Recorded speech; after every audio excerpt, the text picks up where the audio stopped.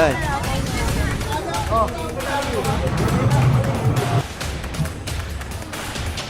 Ayan, good morning.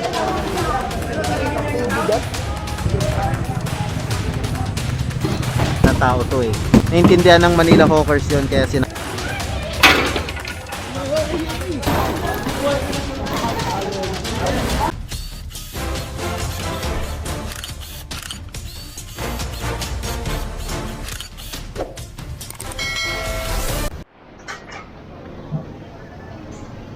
Ayan, good morning sa atin lahat. Narito tayo sa Tahimik Street. Bali humabol lang tayo. Conduct ng clearing operation dito sa paunguna ni Boss Joey Arisa, ang Chief of Operation ng Manila Hawkers. Ayan, humabol lang tayo. Bali cleared na tong area na to, na ilang beses na tong nireklamo sa Manila Hawkers. Ayan, na hindi na ma-access ng ambulansya saka yung mga nagpapagamot dito sa Gatanres.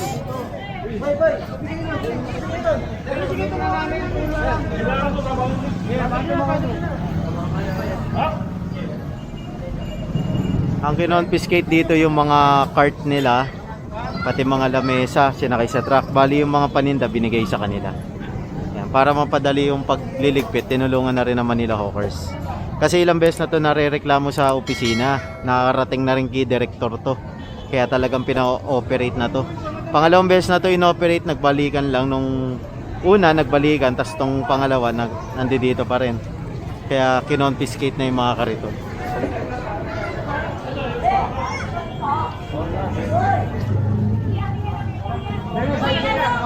Bella, makuha ka muna ng motor sa akin. Oo, sakay mo muna lahat. Ha? Kuha niyo ng motor. Ay, motor! Pre, okay lang. Tambak mo nga doon sa bahay, pre.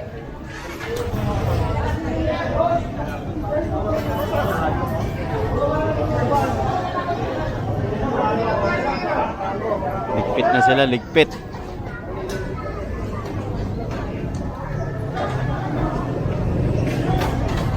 Ayan, nandito pala yung kapulisan natin. Kasama pala natin si Sir Sam. Ayan, isa sa mga team leader ng ating clearing operation dito sa Manila Hawkers. Alam nyo naman, nililinis to kasi katabi nito simbahan, tapos ospital. Ayan, ospital. Kaya talagang dayuin siya ng mga tao. Morning, Tay.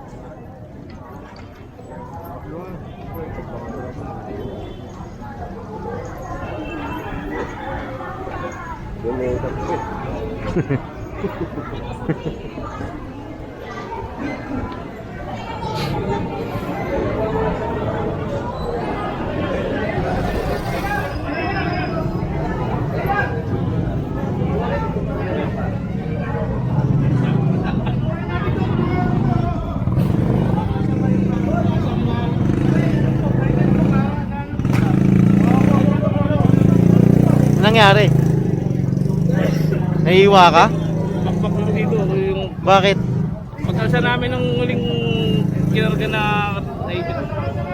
Ingat, ingat ka. Medyo matay tayo ng kuko para sa bayan.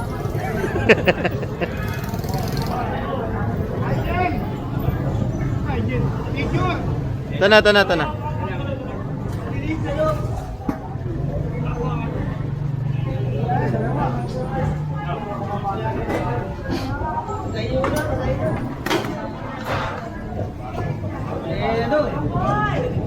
Tinulungan na para mapabilis.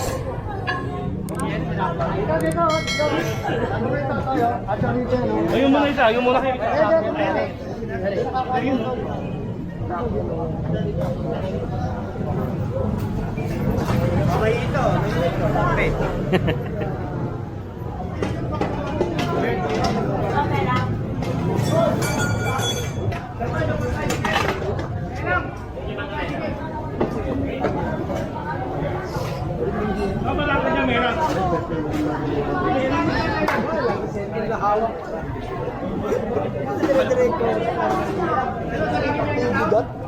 Labas ako.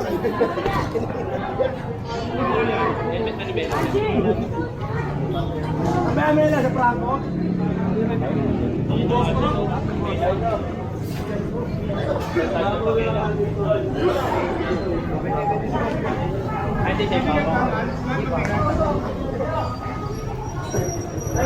Ayan, so tinutulungan lang to para mapabilis yung pag-alis nila rito. Pwede ba tayo mga? Ano ba naman ito?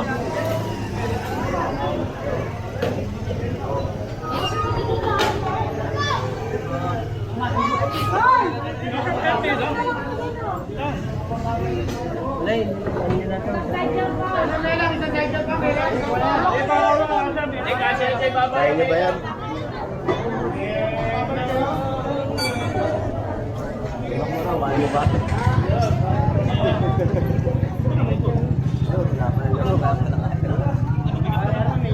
Ibabaw.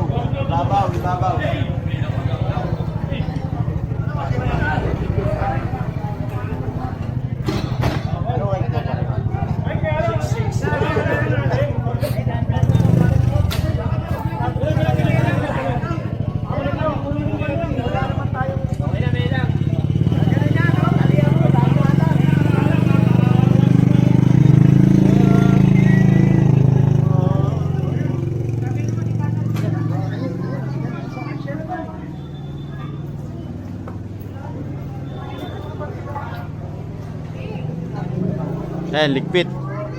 Ligpit. Ayan, maluwag na to. Diba? Parang basketball court rin pala yung luwag na ito.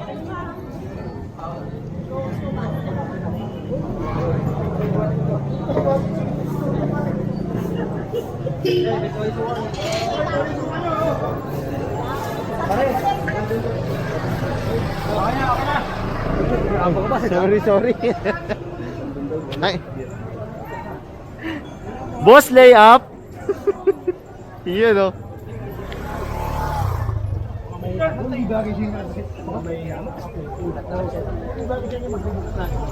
Ayan, bali papasukin tong loob ng Tahimik Street sa Tondo, District 1 to, District 1. Pero dapat paalis yan.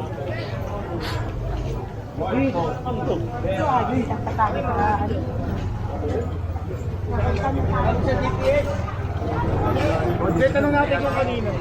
Kasi mukhang boss, kanino to? Chairman! Ay, si Chairman.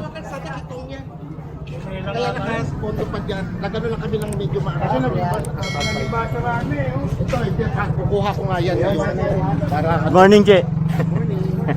wala kang kapon. Umuwi na ako, Che. Nakasama natin si Chairman Leo Recto.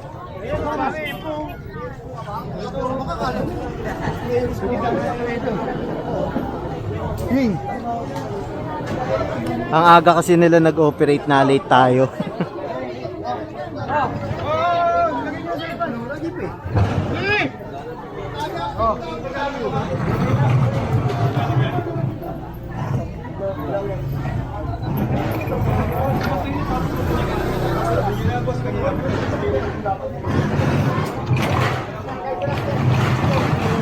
Eh, sasakayan sa truck. Kaya pala din meron dito eh. Ngayon nyo na tatanggalin.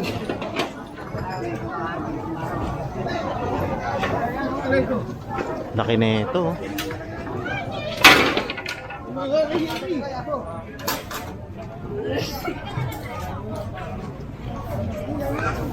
Lalong katanggalin.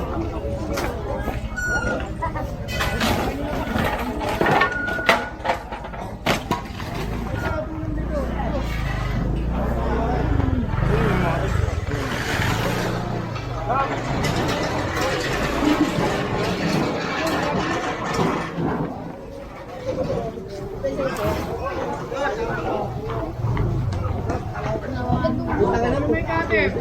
11. Patag mo. Toy, Pag nakapo kung lamang na kayo, ano gado kayo? Yan, bali sasakayan lahat sa truck.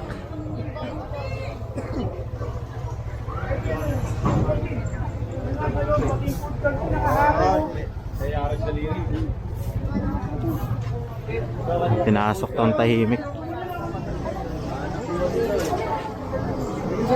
San Diego Street, etong iskinita na to.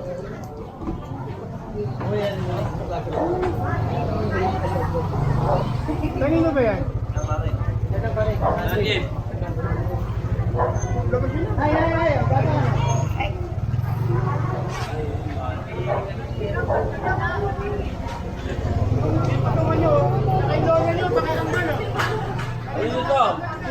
Uy, pwede nyo yun. Kanino lang yan? Kanino lang pizza? Kanino lang po.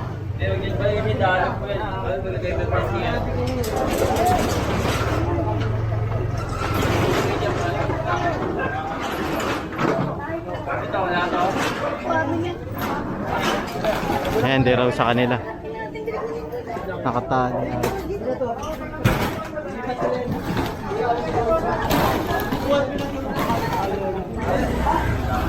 Akala ko nakatali.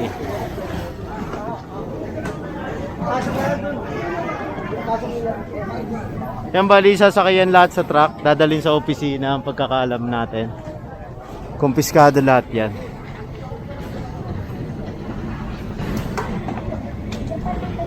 Yan, pinasok tong kahabaan ng Tahimik Street. Kasi ang reklamo rito, Friday, Saturday, Sunday, hindi siya madaanan dahil ang dami nakabalagbag na vendor.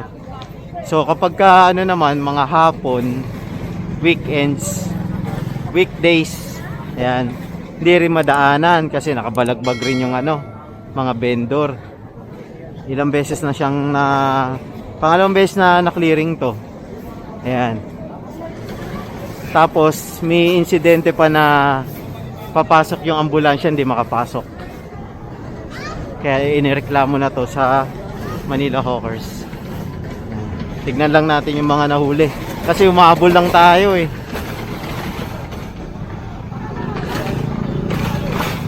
Ayan o, ang dami. Dalawang truck yan eh. Ayan.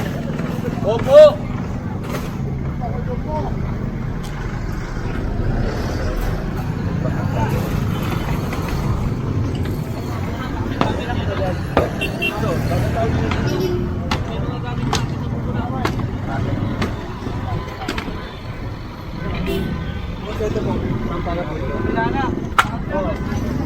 Ayun pa yung isa oh. Ayan, ayan.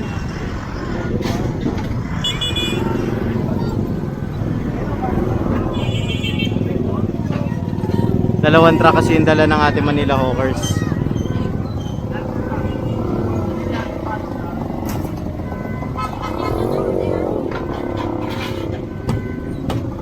Boss Jogo. Boss Joey.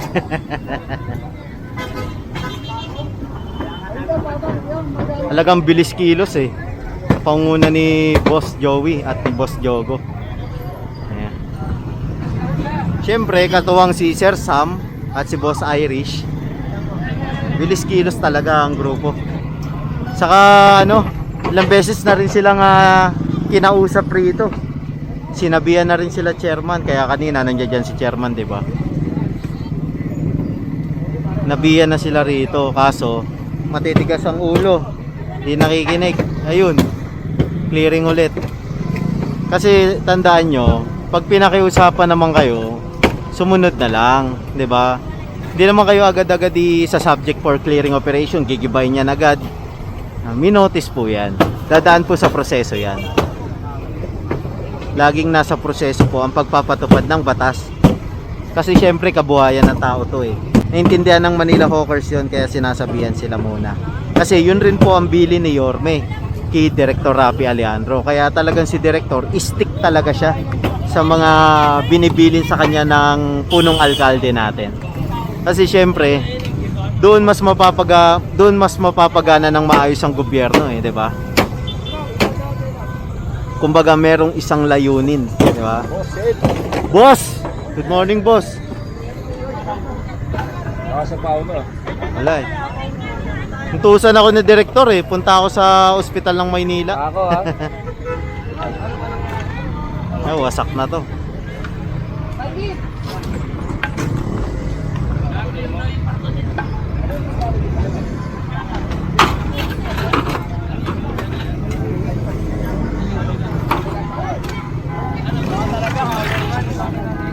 Ayan, baligin ba na itong mga to.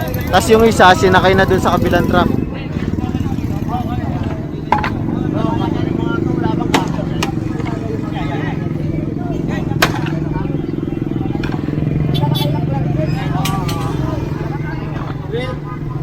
Bakit punta nyo, meron pa rin sa dulo. Dulo. Oo, dito. Sige. Magpipicture. Ay, punta nyo sa dulo.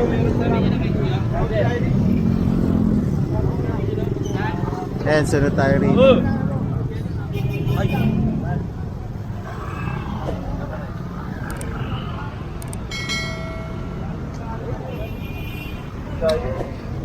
Ayan, so balik tayo kay Boss Irish. Ayan, tignan natin. Ito na. Ito na yung after ng clearing. Ang luwag, oh. Accessible na siya ng mga malalaking sasakyan. Especially mga ambulansya kasi ano to eh, ospital. Ayan, oh. Tapos simbahan yung katabi.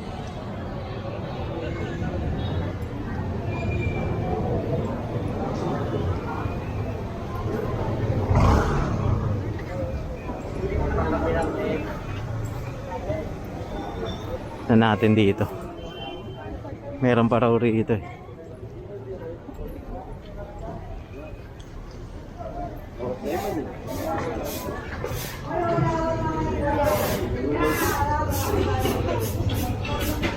Luwag, oh. Pwede pala maging daanan ng ano to, sasakyan. Ay, pakilinis ko yung paduro nyo. Awal din.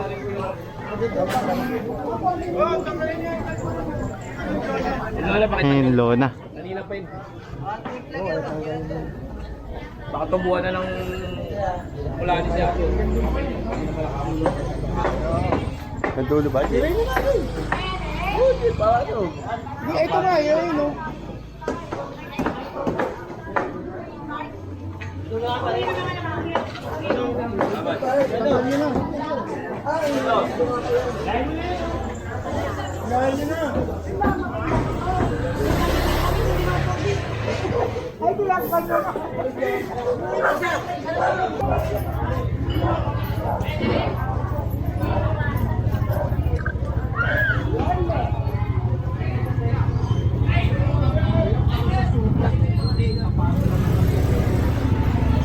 Ayan, so pinalis na tong mga drum nila.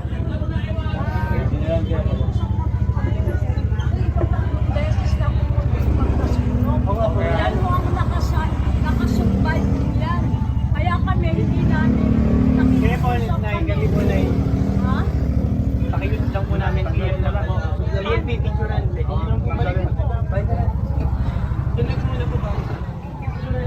Yan kasi pwede naman igilid eh. Ayan. Kumbaga para sa sunog pala to, tubig. Tubig raw, tubig. Papaliwanag pa, hindi pa pwede.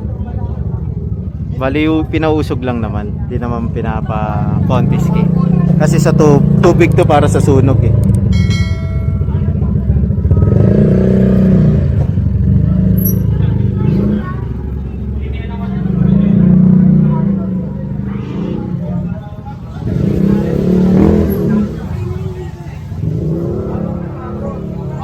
Pasok niyo pa yun, pasok niyo pa yun.